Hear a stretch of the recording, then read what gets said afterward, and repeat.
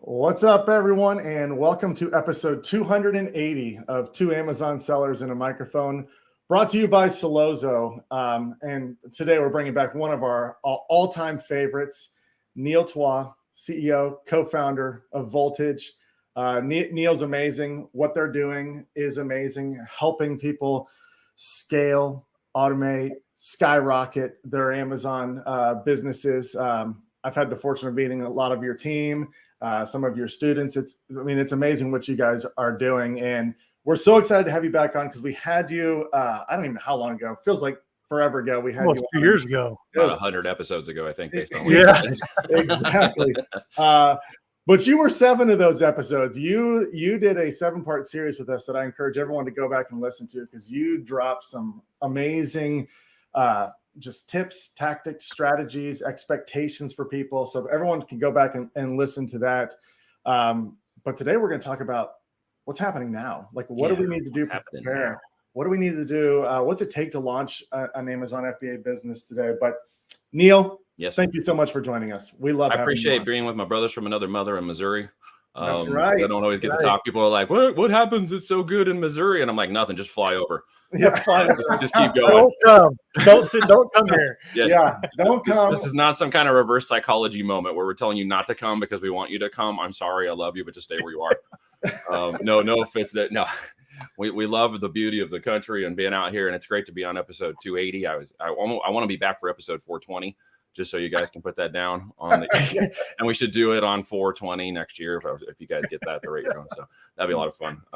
That I don't know why I said that. That's stupid. All right, so let's talk about FBA Powerhouse. Like, let's talk about what's happening like now, because this is impactful for those who might be getting started. Of course, it's always, if you're new and you want to know what's going on and stuff, check out that 7-part series. Like you said, we'll go into detail if you're getting started. If you're somewhere between getting started and a novice, if you're looking for profit, growth, and scale, then this is something we want to talk about right now, especially as we're headed through the middle part of 2023, going into the fourth quarter. We just came off a crazy Amazon Prime Day. We had some record 100K plus days during the Prime Day of Amazon. So that was fun to watch. The biggest seller history of Prime Day in their launch. So I'm sure we'll be seeing this again. We got one coming up in potentially October sometime. So this will be cool. So how do we prep? How do we build? What does it mean to even say, Powerhouse, or what's it to be in the trenches in warfare, as you said, right now in this model? To be quite honest, guys, in my experience, it's probably the easiest time ever I'm going to say something really bold, to build a $10 million a year business with 1 to 2 people. Now, it isn't even a bold prediction. You already know we're doing it. You've seen it. You've met my clients. You've met my people. You already know we're doing it. But for most people, that's really hard to comprehend. And for once upon a time, when I was trading time for money at IBM, that was it was crazy, right? Like, I understood when I was at IBM working for my job, trading my time and money, that they call it a paycheck for a reason, because they pay you to keep you in check.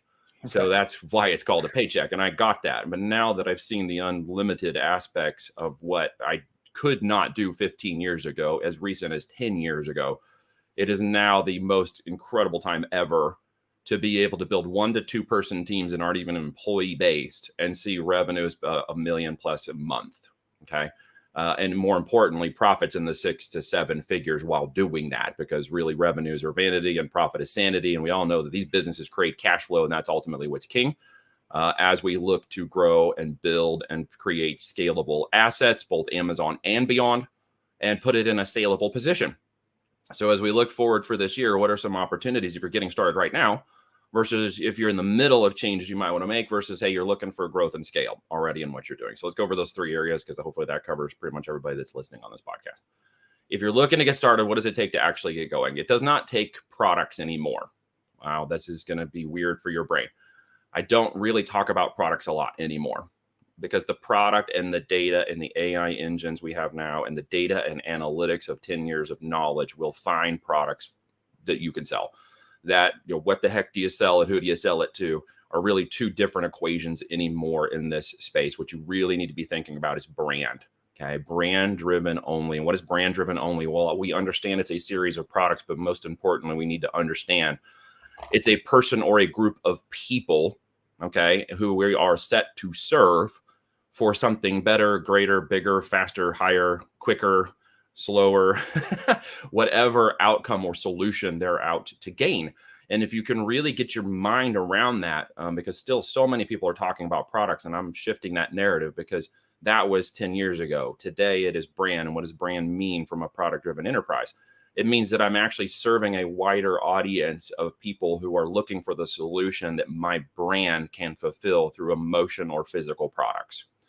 And when you look at the way this engine works, if you start out on Amazon and you're just getting started, you need to understand this economic engine that is Amazon. You don't really need to understand the mechanics. We can talk a little bit about that. But if you don't understand the brand, if you don't understand the solution, if you don't understand who you're actually after, and by the way, you can do that in about 10 minutes because it's just a brain game when we go on Amazon and we're using their leverage of trust and authority and similarity and familiarity of their platform. You don't have to really spend a huge amount of time thinking up front, what's my big brand vision? What you need to do is actually act, because fortune favors the bold who act. You can sit around and think about it, but if you don't actually act, nothing's ever going to happen. You're still going to be on the couch wondering, what if me? What if me? So when you go out and look at these brands, what you need to look about is all the products, not just a singular product, but all the products that envelop a particular person, a particular avatar, a particular solution that person is trying to come after. Let me give you an example. It could be somebody who's on a biking adventure who isn't your just every day, I grab the bikes and go out with the kids and have a little ride around the cul-de-sac. This is, hey, I'm on an adventure. I'm going to go out to Pikes Peak. I'm doing an all-inclusive, packing adventure. When my wife and I first got married, we did that. That was one of the fun things we did. We'd pack up the bikes. We were in Oklahoma at that point, and then we were in Colorado doing this. And so we have ridden up Pikes and down Pikes Peak and up the back and all over these mountains. So firsthand experience here. You don't want just your basic Walmart gear. You don't want your basic 18, speed Huffy getting up there. And you don't want that piece of plastic from China slapped between your legs when you're bumping and grinding down that hill. The song is cool, but the experience is not.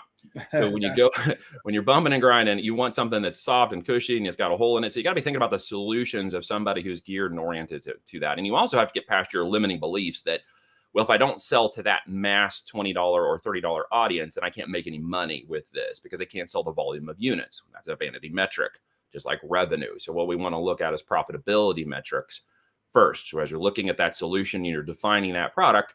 To really become a powerhouse that creates organic and juggernaut, you need to niche. You need to flow down into the areas in which you can serve a base group of people who are really looking at, price as a secondary option over the solution that they're trying to accomplish. If I'm going out to ride an all-inclusive event with my wife and go up the back of Pikes Peak, I do not want your basic bike gear. I want your disc brakes.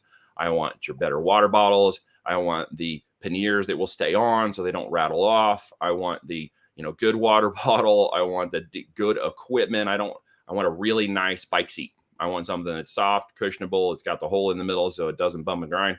I want the whole experience, right? And so the end result is there's an audience of millions of people like me. You just have to realize that by price point, you aren't always limiting opportunity. That's a limiting belief, okay? First, we need to think in abundance, because most of the times everything is actually abundant. It's just our own limitations that cause it to be more scarce, literally. So as you look at that and you grow that, you need to understand those avatars. When you do that, the opportunity that Amazon or any e-commerce model, frankly, that is looking at private label specifically, which is really customization and innovation. So we're clear. You're looking at a huge opportunity to grow upside potential in that business. And that is through organic growth. And if you don't understand that, let's get real basic. If you like an iPhone over an Android, you're a cool guy because only Simps use Android. Now, I probably pissed everybody off who's listening to this call, but what does that tell you if it freaks you out? Because you're brand driven. Yeah, sorry. Like if you like Honda over Toyota, you're brand driven. If you prefer a Beamer over a Lexus, you're brand driven. If you like a particular television, you're brand. If you like a particular shirt, you're brand driven. We all hate to be pushed into areas where that's so simple to define us by our merchandise, but in actuality, it really is. Right? You're wearing a Kansas City shirt for a reason. You're using a particular microphone for a reason. You bought a shelf for a reason. You have a brand-driven affinity. It's okay to be that way, really, at the end of the day. It's okay to have preferences. In our house, though, preferences can't go to the point where, it's your all drive, all focus. And by the way, I live in a house with 5 women. So, this is just one man's perspective, living in the trenches of a house with all the women in my house. By the way, I don't talk as much as the rest of my family does. Well, Neil, real quick, before we dive in, Yep. a lot of people get this idea to do that, where you're talking about like Yes. finding products they're passionate about, but they get the deer in the headlights when it comes to creating the brand name, getting the brand colors, the brand logo. What do we got to do there? Just jump over that hurdle and keep moving? No one cares at this moment. Nobody cares. Sorry. Any more than, until you know, like, and trust someone or something or a brand, do you actually not care? What you care about is what's in it for me. So at this point, you're not really going, well, they have a blue logo and I like pink, so I'm not buying their product. Okay, you've overthought this. This is analysis paralysis. You should create that relatively smart, and you should build something that you think would have long-term intrinsic value to the brand. But here's the other thing. You don't want to just, if you're selling bike seats, you don't want to call it the bike seat company. Right. Because now you've limited yourself to selling a gear, accessories, and other things around the bike. That's why, for example, there's a business called Patagonia, okay, which sells bike gears, outdoor gear, accessories, etc. So just think about a name that's going to create an intrinsic brand that no one's ever heard of, slap it down on the piece of paper and go to work. Don't get caught up in that. The real analysis paralysis actually comes down to, making a decision on a product and trusting the data. Because at this point, you don't know what you don't know until you actually put the product in the system. So you actually launch the e-commerce, start up your Facebook ads, or put it on Amazon. You don't actually know what you don't know. So you're going to have to take that first leap of faith. And many people have a struggle with that. So if you go by the numbers to ensure that with 80% confidence, the profitability, it's not saturated, you have a good idea that there are products already selling, you've got customization opportunities, then the first thing you need to do is launch the dang product. Don't get stuck there. So many people do. They ride all their hopes and dreams on first product. And when first product doesn't start making 100 sales a day, maybe it makes 5, all of a sudden they're like, oh no, this is all shitty, and I spent this money and it's never going to work. No, that's the wrong time to freak out. All right. Well, you guys have heard me say this before. Don't marry your products. Get involved in the product development process. Okay. It's a process. It's not a final step. Product 1 should lead you through the stages of learning and earning something. You should see the product get clicks and impressions and start to become viable. And if you're seeing those things, you're on the right trend. And that is data to follow, because until it's in there, you're not going to have 100% picture. So don't get caught doing that. What are the right metrics for us? We don't sell products less than $12 in net profit per unit. Okay. We have to be paid more than $12 in net profit. So we already just eliminated about 80% of Amazon's products. Okay. Those are all high volume products. Okay. Where unit metrics and volumes and other tools in the industry tell you, well, this is a high selling estimated profits. I need to know what the estimated sales are a day. I don't care what they are. What I care is how many units can I sell against competition. That's what I care about. So when people are like so hyper-focused on the data of competition and analysis, we take a one-time glance at that to make sure that we're in a line, and then we test launch. Everybody wants to stop there and get geared and bogged down in that analysis paralysis, when in actuality, you don't know what you don't know until it's actually in the system and you're selling in your own account under your own brand with your own pricing. Now you know. Okay, so as that product status starts to go up and trend great, you're going to know sooner than later, how am I stacking up against the data in Amazon? Because at this point, no one cares about your product. They only care about the data. The AI engine of the algorithm of Amazon only cares about your data. And the question is my data better than the other competitors' data in Amazon? Because at this point, it doesn't matter what the product is. People will say, well, the product isn't selling. I say, no, your data is bad. Well, no, what do you mean? I don't understand. No, your data is bad. It is not anything to do with your product. I can run a product up to 100K. Okay. And I've proven this in my mastermind with a crappy product from AliExpress. Well, what happens after the 60 days that I start ramping that business up, right? The engine of Amazon destroys it, because the 1-star, 2-star reviews and seller feedback come in and destroy that and kill that product. What actually killed the business? Was it the data or the product? It was the product in that case. Okay. So if I can get the good data and I can get better data than competition in Amazon, I'm going to win. So to close that loop and ensure that you who are new, okay, and if you're existing sellers, you need to understand this too. If the product is getting 4 or 5-star reviews and you don't have sales, you have a data problem. If you launch your product and it starts to take off really well and it doesn't sell at the volume, you still have a data problem. It's not the product. If you are launching a product and you have no reviews and you start to get sales, you have the right data. Does that make sense? Yeah. You talked about that $12 profit. Why is that baked in there? What's the $12 profit for? Because when Why do I you go go to there? competition in the marketplace, I'm going to buy the sellers away from the competition, and I'm going to bring them back and bring better data back to my listing and seller account. And I'm going to basically prove to the engine, we call it priming the engine, that I am a better seller than they are. Not because I have a better product, because I have better data. So And when you say buy, you're buying ads. PPC. I'm buying ads, sponsored ads, brand ads inside of Amazon, and I'm willing to use that much profit because I will typically have more profit than the seller I'm competing with. And I'm simply going to go out and buy away their customers before they ever see them. And that's going to bring the data to me, and my data is going to look better than them. And eventually I'll take over. So then we move away from things like ACoS, okay, which is in my mind to some degree a vanity metric that too many people focus on. And I move to TA cost. And I look at where is my total advertising cost between organic and PPC. If you're focused too much on the PPC A cost, you're not actually focused on the real true metric I'm going after, which is organic. And if organic is exceeding 30, 50, 60% of my sales, and I can now look at my TI cost and say, okay, I'm around 8.5%, I'm going to blow that budget up. Why am I going to do that? Data tells me at this point, okay, that I'm not making a guess, okay, I'm following the data, that if I continue that trend, I will be at 60, 70, and 80% organic. What will happen to my ad costs when I do that? They'll decrease per unit. Will all come down per unit to a respectable amount of ACoS. Okay. Yeah, it takes a skill to do this. Like, it is a skill to do this. That is true. And it is not like something we just learned yesterday. After 11 years of doing this, we figured out how to manage this process, this pendulum swing, so that we see an organic push. Why? Because the organic data is ultimately what the engine is going to rank you on. It is ultimately what's going to hold your position and is what's going to keep you there. Okay. And I'll make another bold statement here because I've done this before on Norm's podcast, and it's true. We proved this by taking an account that was spending more than $30,000 a month in PPC ad cost, and we shut it off. We just shut it off. And then we waited for 45 days. And guess what happened? Right? It grew. It grew. Wow. So what it basically told us was, and you have to be willing to risk some things sometimes to ever learn where the boundaries are. People are like so afraid, and I'm not telling anybody on this call, go turn your PPC ad campaigns off. This is something I was willing to risk. I don't suggest you do that until you really understand what your data is. But the end result was the organic, okay, is ultimately what's going to hold your position. And when your data is better, organic will grow above anything you can do with PPC.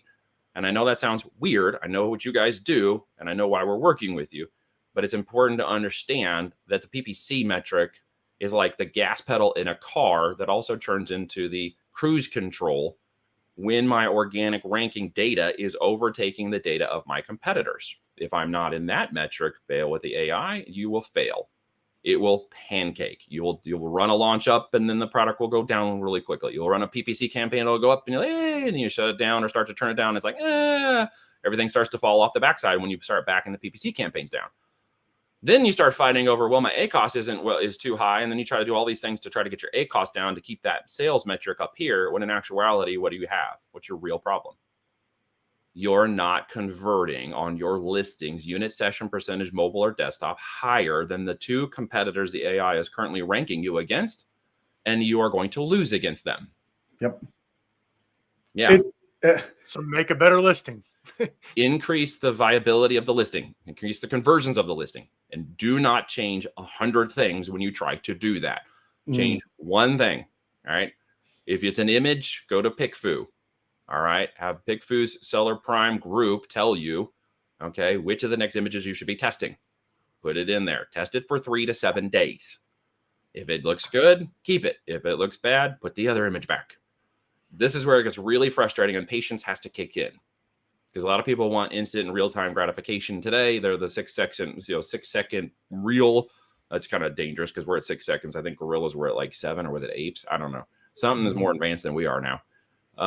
We have a 6-second attention span, but really you need like a 6-day attention span to make this work. Take one little shift, watch it positive. It's like unlocking the keys of a lock. As you pull each of those tumblers and it's positive, eventually you're going to get that thing dialed in where you don't need to touch it for months or years. Okay, once that listing is dialed in fact, not touching it is one of the things we slap sellers on the wrist for all the time. Every time you make one change, you reset the algorithmic evaluation of that data. You cannot make major changes. You cannot make minor changes. Once you've dialed in those locks and you now know you're on a positive trajectory, you leave it alone. Do not touch it again, okay? Because everything is building a historical trending data of growth. And once you get that touched and dialed in, you don't need to touch it again. You've got it. What's a good unit as a percentage? Like what's a good average for that? So in very competitive markets, if you're able to maintain 4 to 5%, and by competitive markets, it means that they're moving 1,000 units a day or more, okay, then 3 to 5% is going to be high converting metric in Amazon, okay? In lower trending markets where there's maybe 500 to 1,000 units a day moving on average across all of the sellers in that category, you could be as high as 10 to 15%. On smaller listings with more niche-based products, we can see 30 to 50% USPs on our products. Gotcha. Let me, because I want to break down a little bit of what you said there, because to me, it sounds like the reason that this is working for you, for your clients, is based on a lot of things that people are missing the boat on. Pretty much.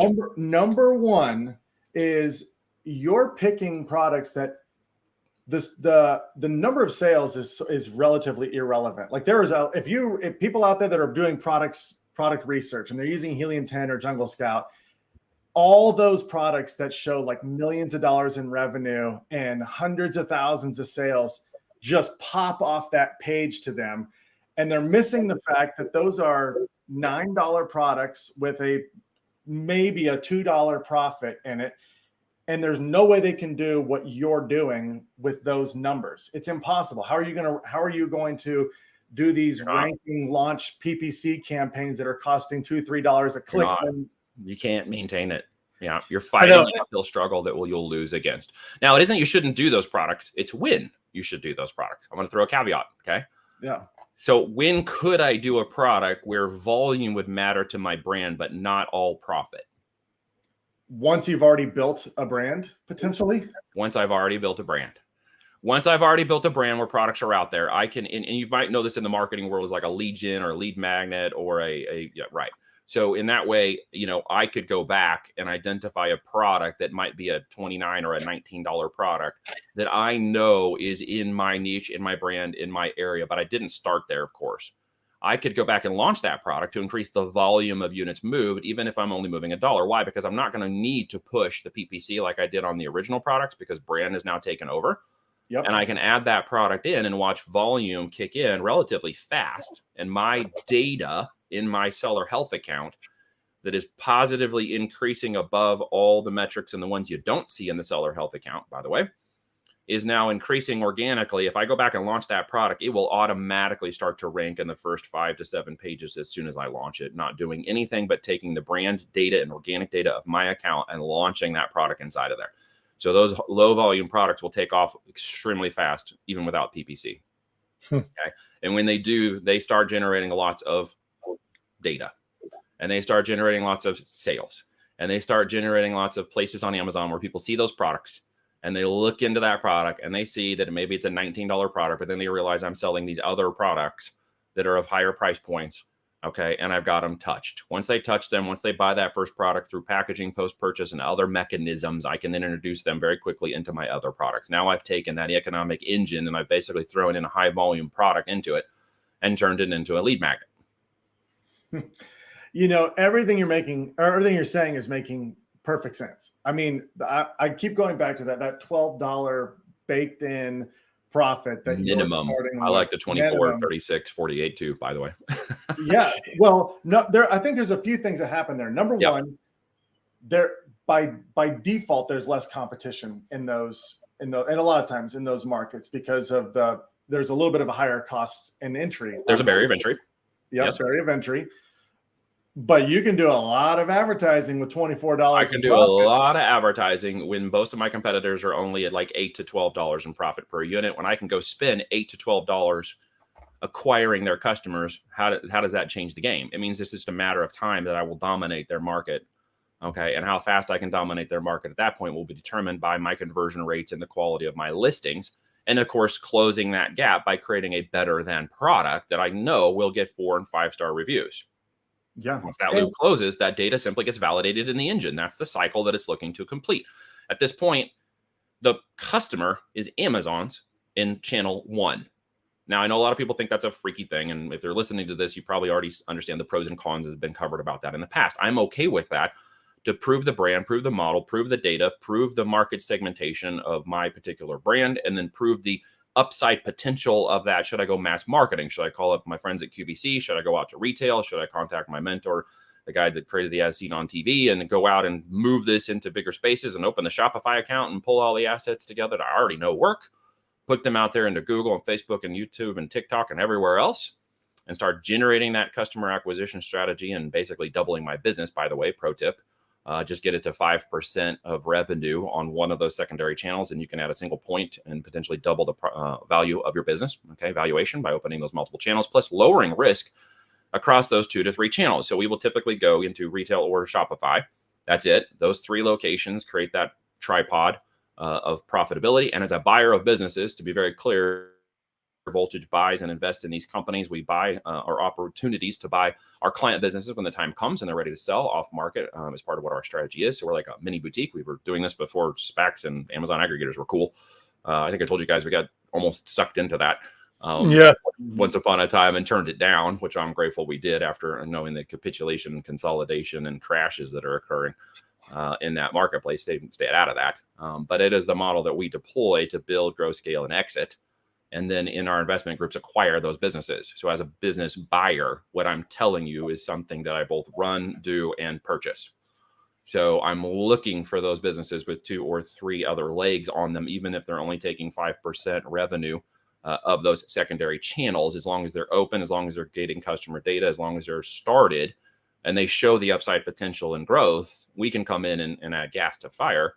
And that's part of the purchase valuation of that business. So just to give your brains a jump down the road there for a second. Now, taking it back, if I can, for just a minute, back to where we are right now in, where are we? August? Shoot, I was going to say July, but that month was like, gone. Like, okay, we're in August. Yep. Don't know what happened to July. I think I slept and woke up and it disappeared. So in August of this year, what am I looking at if I'm in the novice? Like we talked about getting started. Let's talk about where you are at. I've got a product. Things are sort of working. Hopefully you gain some information from that. Let's talk Q4's coming. Q4's coming. What should I be doing right now? Okay, the first thing I should be focusing on right now, is inventory speculation. That's what I like to call it, because technically you're speculating on what potential sales you should get. You can get 3 to 5x during the holiday period time. So just kind of gauge that. You don't want to stock out. All right, that's a bad thing to do in the holidays because I won't stock out. And if you do, that's only going to increase my market share slingshotting into 2024. A lot of people misgauge those. So if you are at this point, you will lose market share in the Q1 of 2024 if you are not properly inventoried and stock out during the holiday period. Why? Because the data is moving so fast in the system. Okay, so fast in the turnover. What was it, like 7,800 products a minute last year in Amazon? That data is turning over so fast that if I'm stocked inventory and you are not, okay, a 7-day normal window during normal operations outside of a holiday period will give you a window of opportunity to not lose your ranking or position against competitors in the marketplace. In the holidays, that's about a 2-day window. Okay. It basically shrinks the time in which your data now starts pushing you backwards. Okay. During the holiday periods, when those sales occur between September and into January, you can get pushed back extremely fast. Some of you know what I'm talking about, especially if you've gone through traditional holidays before. You'll get this. Buy a little extra inventory this year. I know they make not a lot of sense to some of you who are listening to this, especially certain sellers that are selling and wondering about market and economic conditions. And of course, we deal with inflation. We always have, and inflation is transitory, and I don't expect it's going to go away. And maybe something crazy, awesome happens, but it's not necessarily going away. But we have to work on that. That is the business. That was what will change this into the first and second quarters of 2024. Get your inventory stock levels up. Okay. While you're working on that, you should also be looking at my unit session percentages, my conversion rates right now. Bad conversion rates that are doing okay right now will be negatively amplified come September and October and November this year. Okay. Why? Because people like us are going to go in hard. And if you're our competition, if you're my client's competition, you're going to lose that market share. You're going to get a lot more clicks and not sales. You're going to see a lot of your unit sessions digging down on that. And if you're going to be literally watching that drop in September and October, then by the time November and December hits, you're in a bad position. Some of you know what I'm talking about, right? Mm-hmm. So we really want to be working on that dial in right now as fast as you can. It's every 7 days, one change every 7 days. Okay. One change every 7 days of data, positive or negative. One change every 7. That's why you got to get going on it now, right? There's only 30 days or so and 31 days in August. And so you've got to think this through real quick. Okay. The major changes you should make. Okay. You should test images first. Mobile is now surpassed desktop as of Q4 2022. More mobile sales are happening on desktop. That's the first time since mobile phones ever launched, first time in the internet. Very cool metrics. We're living in an amazing time. I don't think everybody really understands how fascinating that is. Having watched computers and desktops come online and put the first ones in the university and help them set up their first lab, to going to mobile phones and watching them launch, which was really cool because I got to be inside of Sprint PCS when that happened and got to be part of the first team that launched the first mobile phone in Kansas City. And to being in a situation where mobile has now overtaken desktop in purchases. More than 61% of people purchase something every week on their mobile phone now, which is amazing. So you must be mobile optimized. If you are not looking at your listing from a mobile optimization, you are missing out. Okay. You're missing out on the optimization and the data. And that's where you should start testing images and then testing copy. Okay. Next. And I don't mean changing copy. I mean switching slight variations of your copy and metrics to ensure that you can test a higher USP than you currently are right now. And it should be for mobile. Okay. So that's very important if you understand what I'm saying. Hopefully you are already selling, understand that. That is going to give you the real second thing that you should do right now. And the third thing you should do is take a deep breath. I know I talk fast and I always love to do these. So I get really excited because this is just fun. This is my life. I do it every day. But you need to take a deep breath. Okay. E-commerce is one of the only fastest growing double digit industries in all of the world right now. Okay.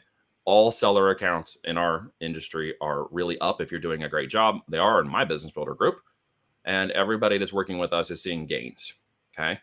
The reason isn't we got all the secret sauce. We got some cool stuff going on, but it really is because we work a lot on what is actually important to pay attention to, what is actually important to be worried about, what is actually important to be thinking about, and to continually remember that there's abundance everywhere.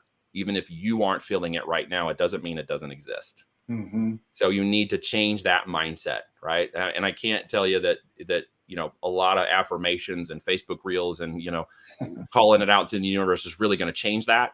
It's going to have to change with your core and confidence. You need to find a place where you have coping mechanisms and business mechanisms. And I'm speaking to you as a business owner right now. You need to find a place where you're comfortable in what you're doing and where the opportunity lies in this type of business model if you're working here right now. If you're not seeing the kinds of things you want to see, keep going. Tenacity, perseverance, and grit are the other things that make these businesses work.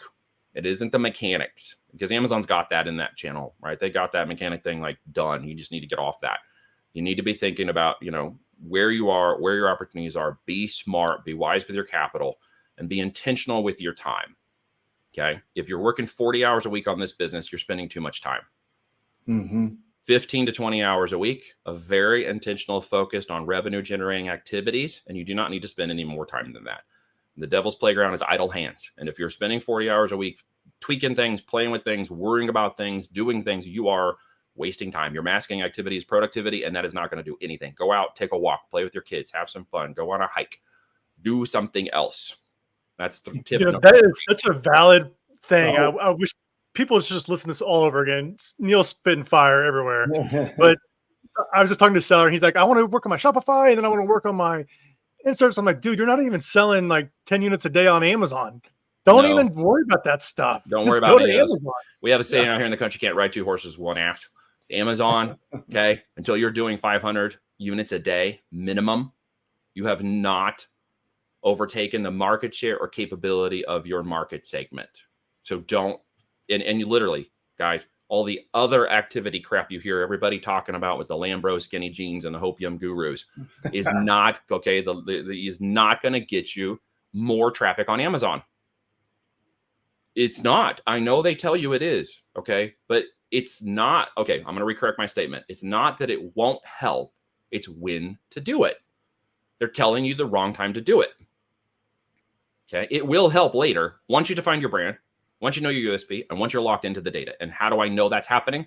My organic growth, okay, is more than 30 to 60% either through the last quarter or on the last annualized run of my business, last 12 months. If I am doing more than I am dialed in, okay, it just means it's going to take time for my data and metrics, especially in highly competitive markets, to overcome the next set of data that the algorithm is literally trusting you with.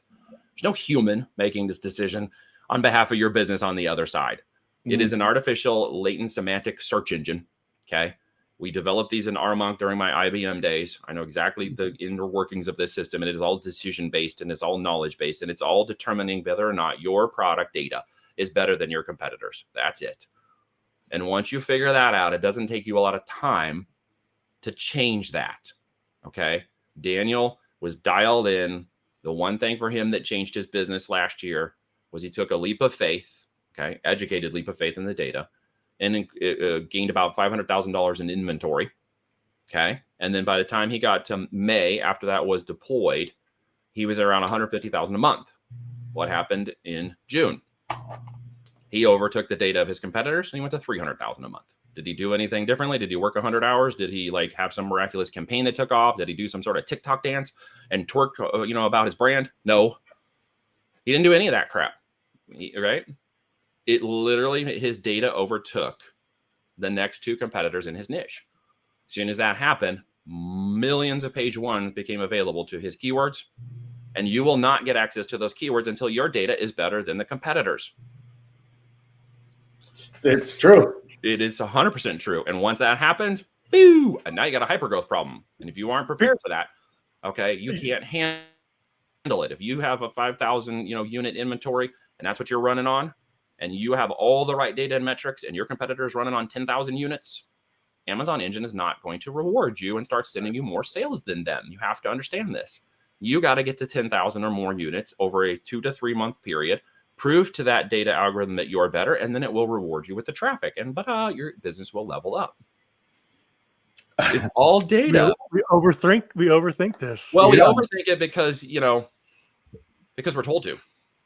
We're told to by too much consumption of things that we think are going to give us that like one moment of epiphany, that one growth hack that's going to change our entire world, because usually we're operating in a scarcity mindset. Mm-hmm. And that's where so many people got to get out of this.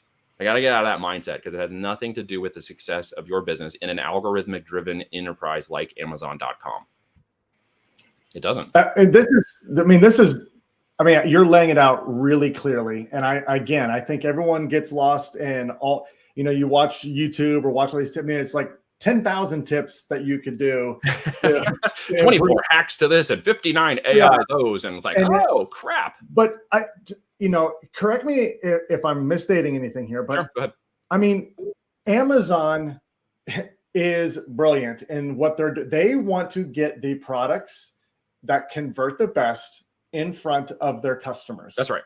And that's the data that's the data that you're talking about. And all things to all people in 30 seconds or less.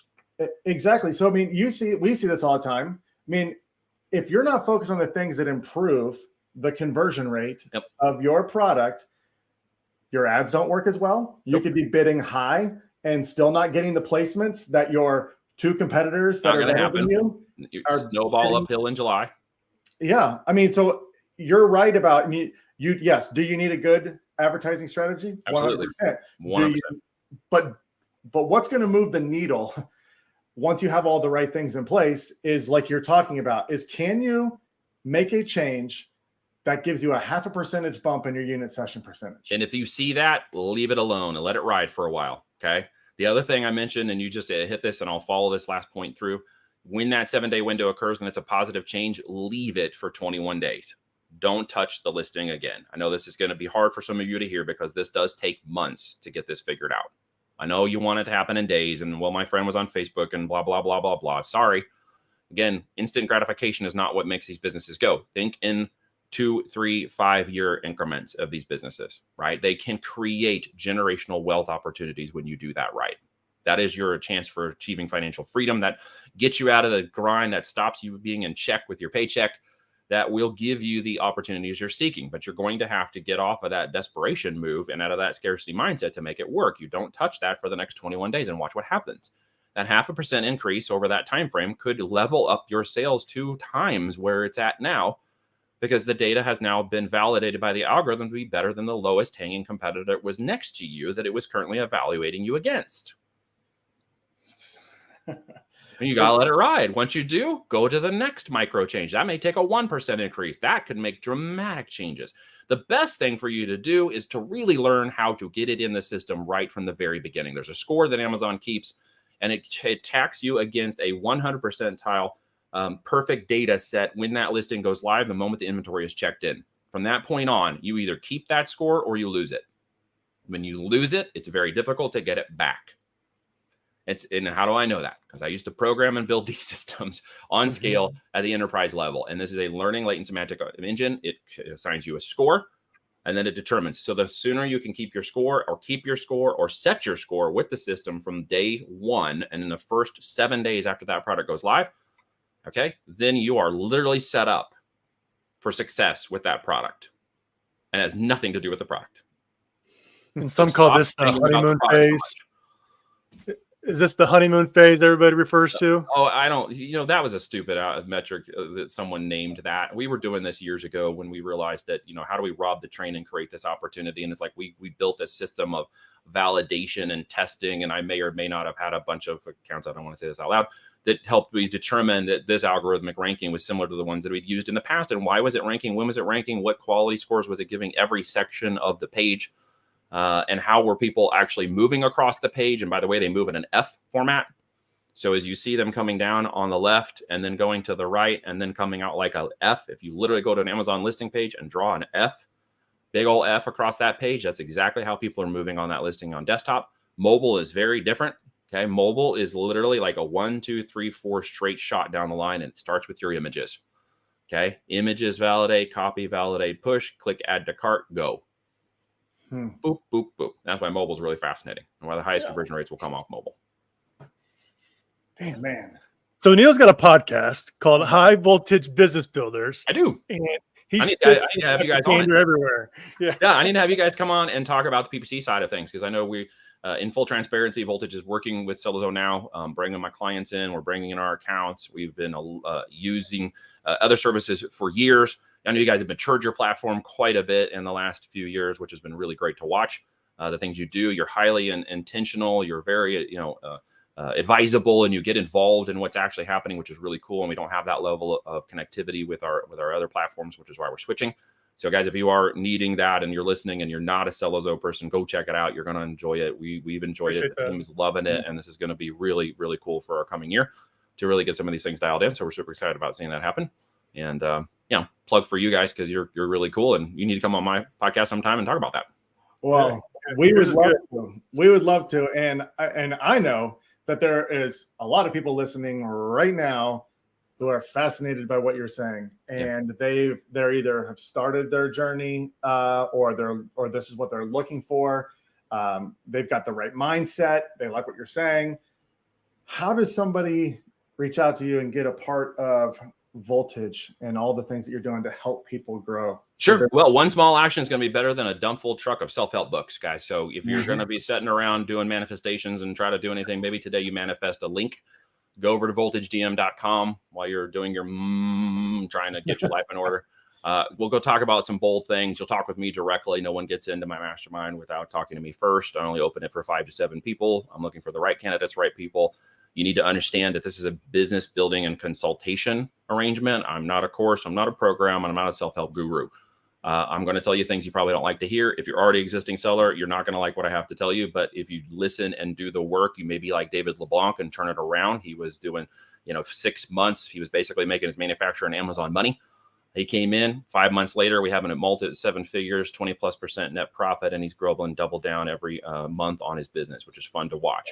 Can we help you? Absolutely. The question is, can you help yourself? If you think you can, then come on over, take a look. We'll find out. We'll have a conversation. You will go through a process and take an assessment, and I will make sure that you are as good as my other builders in your mindset, or this may not be the right opportunity for you. Love it. If you do have that mindset and you're listening right now, go to voltagedm.com, set up some time with Neil. I've had, like I said, I've had the privilege of meeting some of your team, some of your clients.